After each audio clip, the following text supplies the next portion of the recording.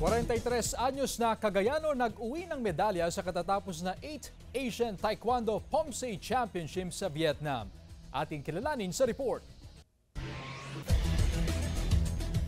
Nag-uwi ng karangalan ang 43 anyos na tubong Tuguegarao City na si Ernesto Guzman Jr.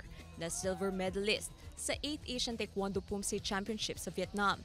Ipinamalas ni Ernesto ang kanyang galing sa individual Pomse under 50 category. Ang Pomse ay Korean martial arts na nagpapakita ng taekwondo techniques at moves. Ayon kay Ernesto, 11 anyos pa lang siya nang mahilig sa sports. Masaya dahil isa ka sa pinakamahusay na manlalaro na napili upang i-represent ang iyong bansa. Pangalawa ay siyempre nandyan din po yung pressure, yung kaba dahil bit mo po yung flag ng Pilipinas.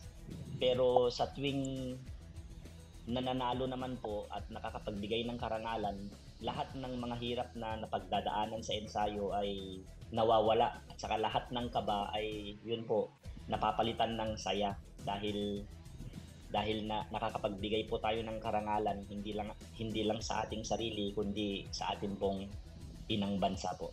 Bukod kay Ernesto, nagkamit din ng gintong medalya ang tubong Peña Blanca na si Zyka Santiago na personal pa raw na tinuruan ni Ernesto ng taekwondo.